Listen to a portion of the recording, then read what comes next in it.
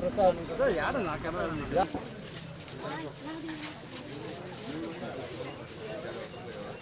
అన్నా పదనానా ఇక్కడ ఒక ఇల్లు ఉంది సార్ పక్కన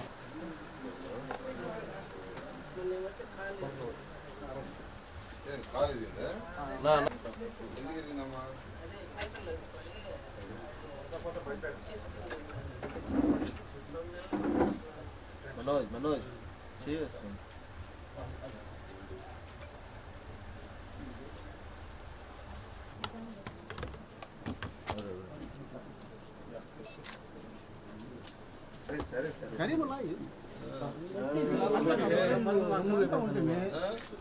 నా చేదినా నారాయణ సారే అమ్మా ఒక్కరు వెనక్కి రా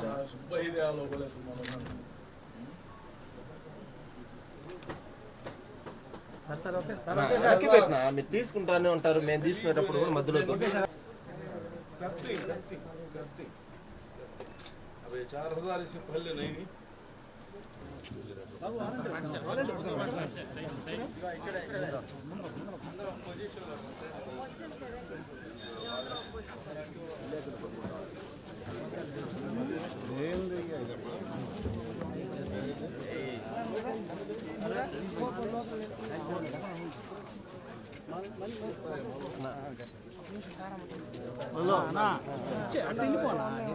సైడ్ అన్న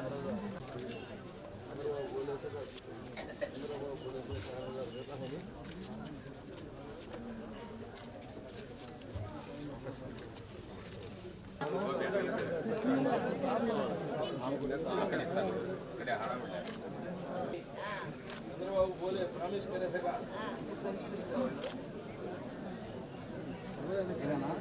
पहले कब दे रहे ओके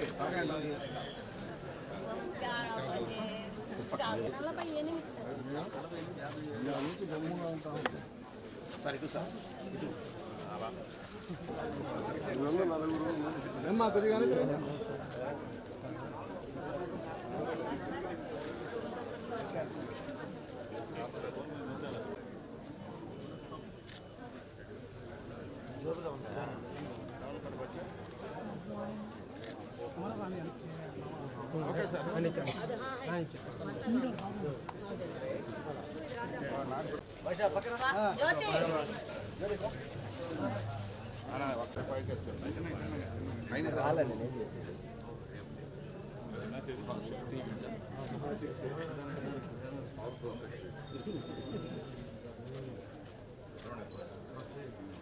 पास है ना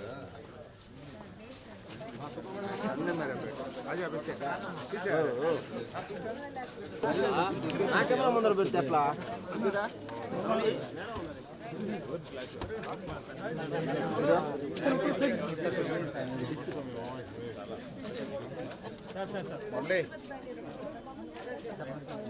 కర్మల్లా ఒక్కరు నువ్వు నా మొహానికి పెట్టేస్తున్నాను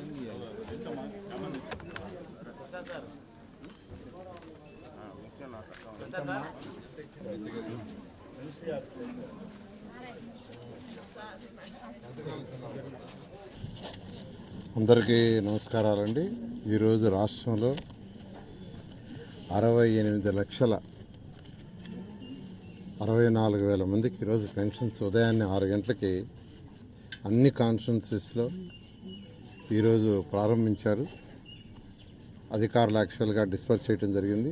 దాంతో రాష్ట్ర మంత్రులు, ఎమ్మెల్యేలు, ప్రజాప్రతినిధులందరూ ఈరోజు పాల్గొన్నారు. నేనైతే ఈరోజు 48వ డివిజన్, ఇది పొల్లుకట్ట ఏరియా అంటారు.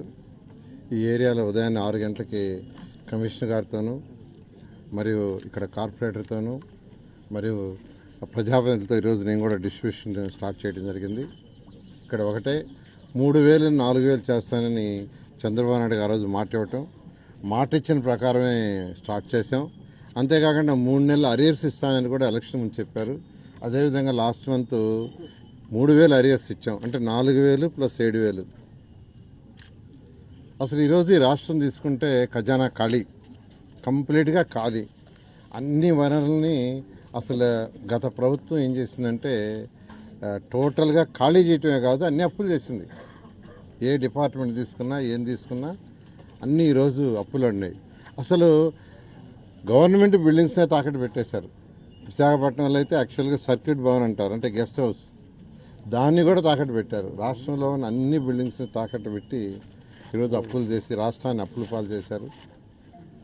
అయితే ఈరోజు మా ముఖ్యమంత్రి నారా చంద్రబాబు నాయుడు ఆయనకున్న అపార అనుభవంతో ఈరోజు ముందుకు తీసుకుపోతున్నారు రాష్ట్రాన్ని.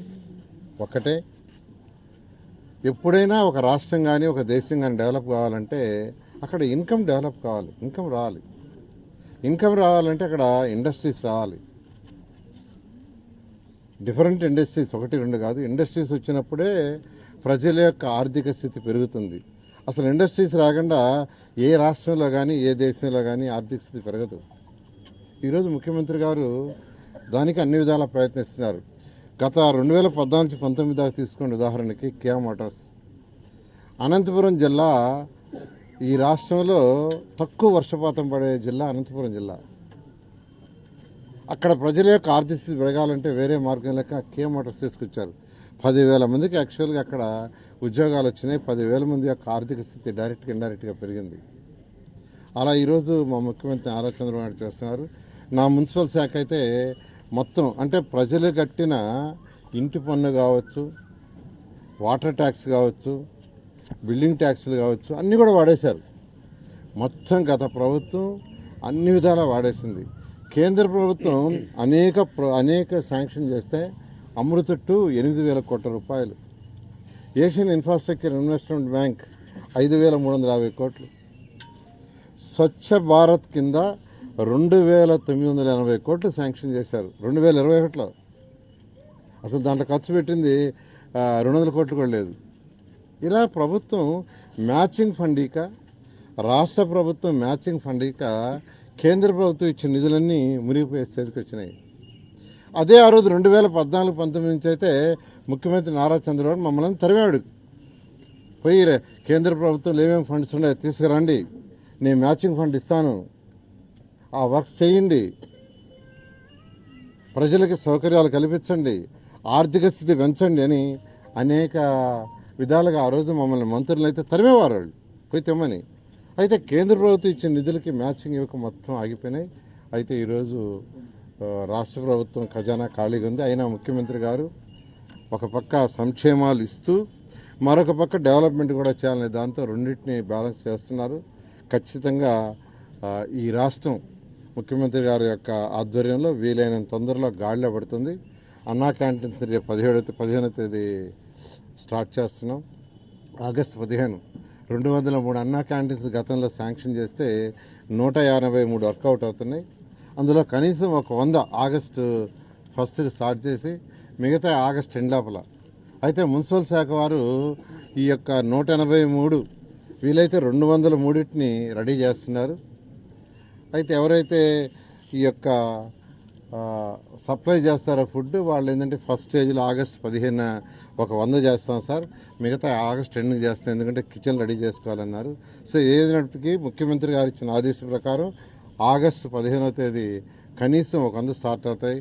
ఆగస్టు 2కి అన్ని అన్నా క్యాంటీన్స్ని స్టార్ట్ చేస్తాం.